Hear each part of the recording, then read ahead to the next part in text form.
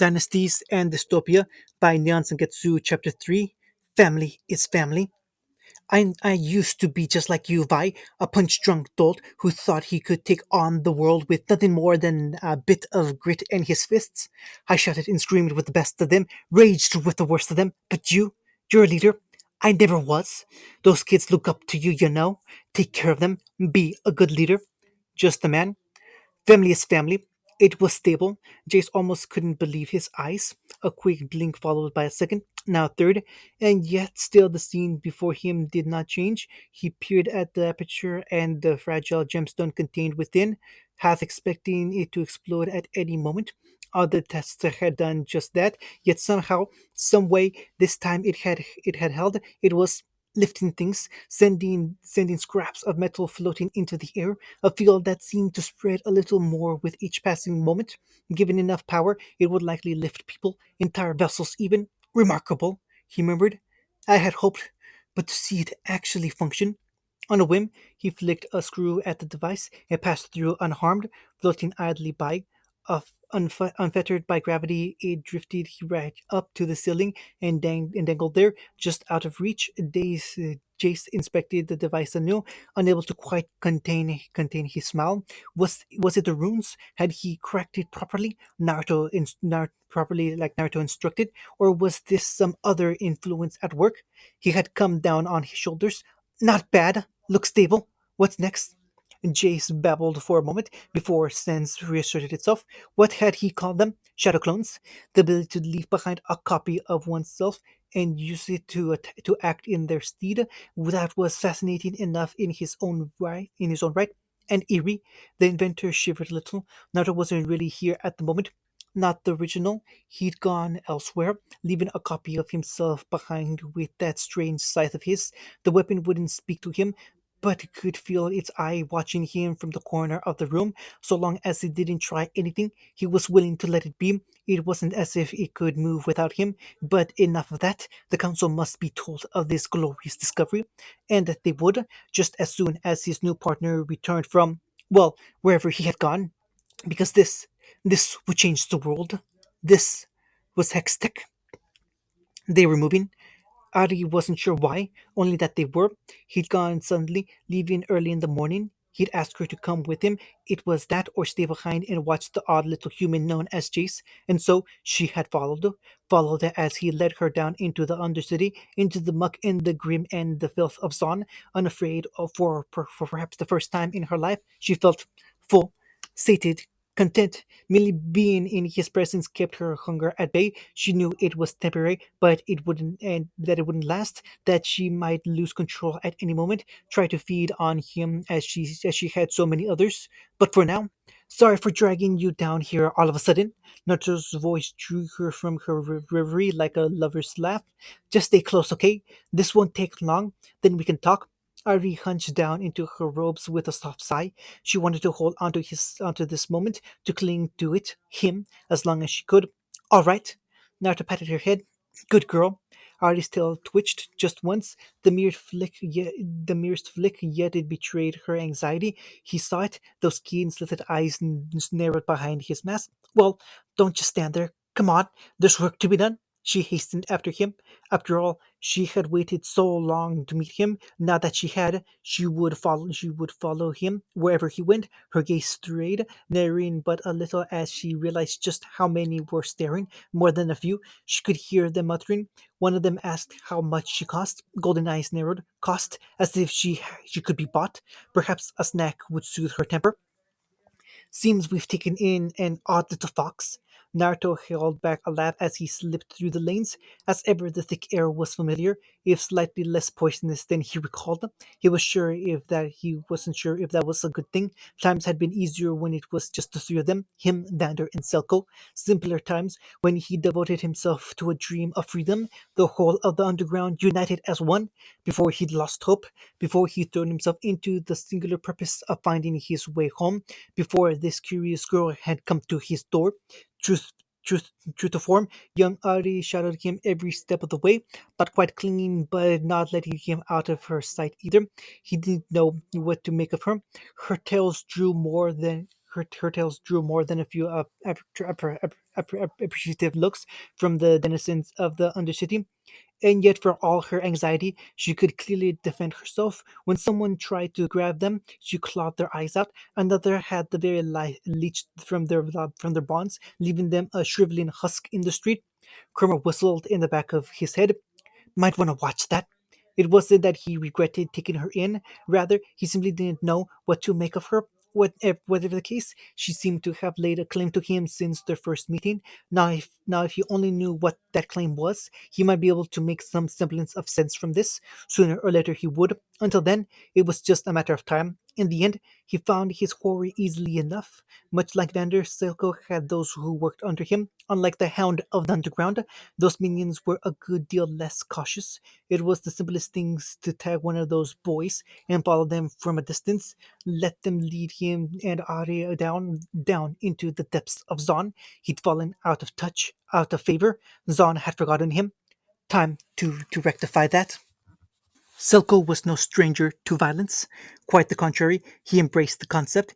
It was a singular part of his vision of Zon, after all.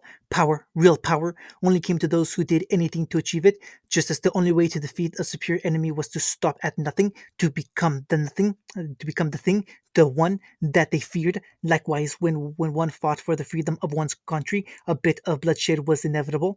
Power was not given but earned, and to earn it, one must be willing to fight for it. Silko had fought tooth and nail for that power. He fought harder, and raged louder than any other, committed heinous deeds in the name of power. He'd done things, terrible things he wasn't proud of, necessary things for the underground, suffered betrayal after betrayal, and paid each back in kind tenfold, and now was not the time for rage. All the anger in the world availed him not now. Now was the time for fear. His sixth sense shrieked a warning mere moments before he heard the footsteps. He lowered the eyedropper from his damaged eye and willed himself to exhale, then inhaled again. His fingers closed around the aperture to stifle a tremor. Mismatched eyes flitted to the worn glass pane of his window and the ocean beyond, watching, waiting. A titanic sea monster swept by perilously close, its mighty bulk briefly obscuring his vision of the glass. As he moved on, he saw someone standing behind him in the glass. He hadn't been there a moment ago. A trick of the trade, just like his armor. Dark leather mingled with patches of deep crimson, and navy wrapped up a terrifying man. He remembered when that armor had been less worn. It stirred up old accomplishments and memories best left forgotten, of oaths and promises, drinks and laughter shared together as brothers. How long have you been there? He was still speaking when he felt the cold kiss of a knife caress his jugular. His good eyes swiveled to face his would-be killer. A masked visage was the first thing he saw, and behind it a shock of unruly blonde hair spattered with bits of blood. He recognized that mask, remembered that ghastly visage of red on white, just as he knew the man behind it, that its owner had chosen to donate again here, of all places, boded poorly for him. Long enough. Even the voice was just as he remembered, older perhaps, tired, worn down by time, but every bit as he remembered. There was someone lounging by the door, a girl. Were those tales? The knife drew a bead of blood from his throat, and he didn't dare look further. The mere act of moving his neck to do so threatened to turn that tiny cut into a gaping tear. All his strength, all his determination meant nothing in this moment. He had only his wits to rely on. In the end, that was all a man had. It's been some time. Silko swallowed once, wincing only a little as the accursed knife bit into his jugular. Have you come to kill me then, brother? Finish what you started? An awful pang of silence stretched between the two of them. And if I have, aren't you afraid? Of course I am. And he was. Not the panic of a lesser man, but the knowledge that if he answered poorly, his life was forfeit. That's a risk I've known all my life. He wouldn't put on an act like this if he meant to end him, surely. No, he wanted something. He daren't say it, and so chose his words carefully. But I still believe in loyalty. A loose noise of anger pierced the room. Loyalty, is it? He felt the knife tense against the vein. Abruptly, it fell away. He sucked in a sharp breath, gasping for air. A hand took hold of his chair and spun it around. Is this what you call loyalty? A booted foot kicked someone out of the shadowy corner. It took Silko a moment to recognize one of his runners. It was the boy's. What was the boy's name again? Deckard? Yes, that was it. The lad looked wasted at the moment, all but useless, body still quivering from the beating he'd taken. Were one to look closely, they could see the fading violet veins near his face, his muscles shrinking back down to their normal size. He must have taken another dose of shimmer to defend himself, and he'd lost badly. Even now, his old friend didn't lack for strength. That massive visage turned to face him, blue eyes blazed behind it. Explain. Selko's gaze flicked to the quivering youth, still shaking at their feet. Leave us, boy. Dickard scampered towards the exit and slammed it behind him. Pointless, as if a metal door would stop him. The very thought was laughable. Doors wouldn't stop this demon. If he wanted him dead, he would be dead. That was all he could cling to. If he'd come to kill the lot of them, they never would have seen him coming. They certainly wouldn't be having this conversation. A fist slammed into the wall, rattling the room. Answer me! Silko fought down a wince as the glass cracked. An unfortunate evil, but a necessary one, and with hope, a temporary one. Deckard was merely a prototype. Once the shimmer was perfected, and Singe was so very close, they'd have no end of adult test subjects lining up to fight, each willing to bleed and die for the nation of Zon. Their sacrifices would be remembered, each and every one. His name might well be among them if this conversation went south. Unfortunate. His old friend dragged the word out on a hiss, making it more and more likely. This is wrong. It needs to stop. No, it will stop here today. You want to talk? Moved up in the world, have you? Silko scoffed back. No time for the little people. His lip curled in a sneer. How quickly you turned your coat. Tell me, was it that carrot that won you over, or the stick? I had my reasons, and you drugged up kids. It wasn't a question, despite praising. You're better than that. He volunteered, not a lie. It was the only thing that saved him. Deckard had taken the dose from his hand, supped of that poison willingly. He was in every way the first human test subject. There might well be more after him, but that was neither here nor there. His erstwhile ally pulled up a chair, spun the back around to face him, and sank into it. You can't win a war with Piltover. I don't have to, Naruto. Despite his best efforts to the contrary, Silco found himself mirroring the motion, if only to placate his brother in arms. I just need to scare them. His hands trembled but a little as he drew a cigar forth from his desk drawer. The masked man snapped his finger and granted him a light. It wasn't a kindness, more a warning than anything else. Even so, he took a long drag, let it fill his lungs, willing himself to exhale proved an effort in of itself. It might well be the last breath he ever took. A ring of smoke filled the air between them. He still lived. You taught me that, he rasped harshly. Fear is the only reliable way. The man snapped up, exposing a scowling face and narrowed blue eyes, still impossibly young, despite the weight of his years. Time meant nothing to him. Even after all these years, he didn't understand it. How did a man simply cease to age? It spoke of magic and the arcane, of things he didn't understand. Perhaps a mere man wasn't meant to know such things. I taught you restraint. There was an unmistakable edge to his patron's voice now. I taught you to be better than this. And where has been better gotten son? Anger reared his ugly head, stealing away his calm like a thief in the night. You grasp at straws, searching for a way home, while the topsiders grind us down more each year. And now this project of yours. He swept an arm, scattering papers to the wind. The sons and daughters of Zon deserve more than their run off. When he didn't reply, he bowled onward. But no, you choose to help those children, his children, and for what? To assuage your guilt? The blond brow rose. You had me followed. I did. Blast, he'd overplayed his hand. Nothing to be gained by lying now. You didn't notice. I was distracted. Silco grit his teeth. There was a time when you would have forgot when you have fought for this. He didn't waver, even in his now. I did fight. Not hard enough.